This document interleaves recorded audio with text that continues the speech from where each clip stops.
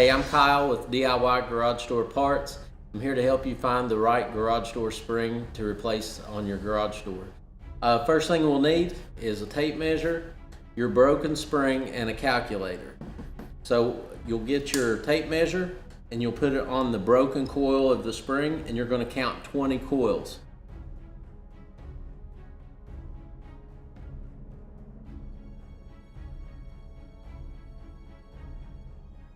On this spring, it equals 5 inches exactly. And so what you will do is you will, on the calculator,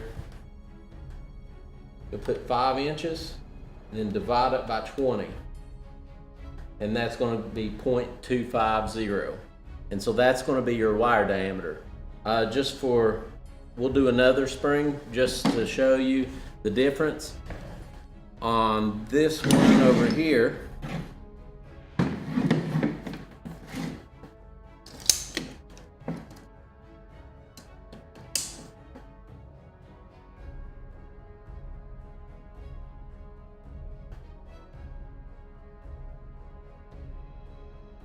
okay, it's 4 7/8. So we will punch that in on the calculator, then divide it by 20, and that's going to be 243 wire diameter is what you're going to need.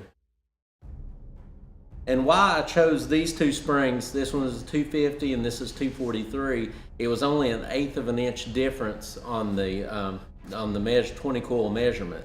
So you have to be really precise on that. Another good tip is to count 40 coils and then take that measurement and divide it by 40. That way you're kind of double checking yourself and eliminating any errors.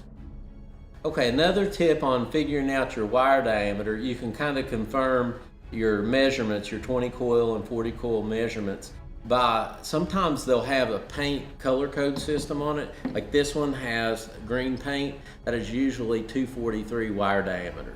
Also on this one, they painted it on the inside of the cone. It's got a little bit of gold, that was the 250 wire diameter.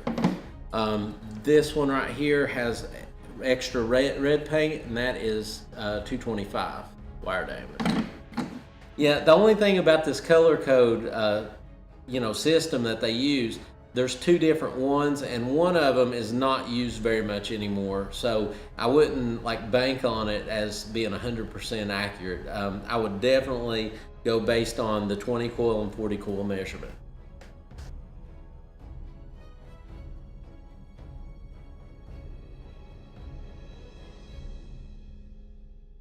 All right, we have our wire diameter now. What we're going to need is the inside wire diameter of your spring. This is really important, but this is written on the cones of the springs. On this one, it says P200 and then WS or something like that. What you're looking for is that 200, and what that's telling you is a 2-inch wire diameter. This is on the winding cone. On this one, it's on the stationary cone, and it also says P200 also. And that's going to be a 2-inch. This is a different brand of cone. This one says OMI, and it says 1 3/4. So you know that's a 1 3/4 inch inside diameter spring. On this one, on the winding cone, it says right here, it's OMI 1 3/4. So that's the second number you're going to need to get the correct spring for your garage door.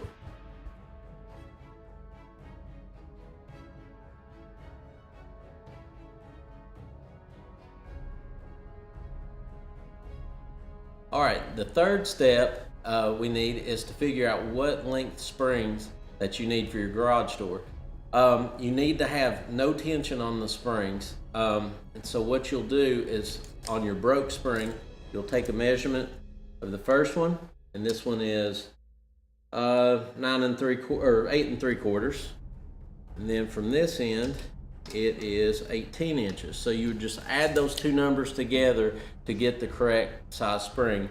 On this one, it is 26.5, and then you would add basically 9 inches. You can be within 3/4 of an inch and it's not going to hurt anything. So 3/4 of an inch longer, 3/4 of an inch shorter, it won't make any difference on your garage door balance. Just be sure when you're measuring your springs, do not add the cone in there because it will throw off your the balance of your garage door.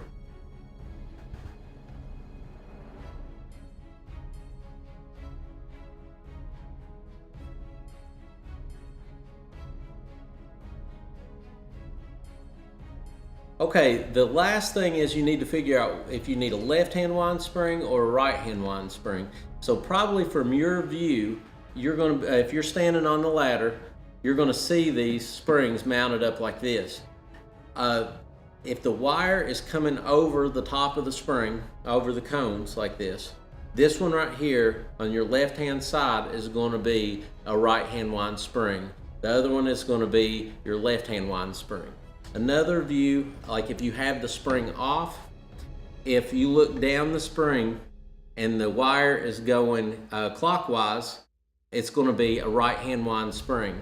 And if it's going counterclockwise, it's going to be a left-hand wind spring.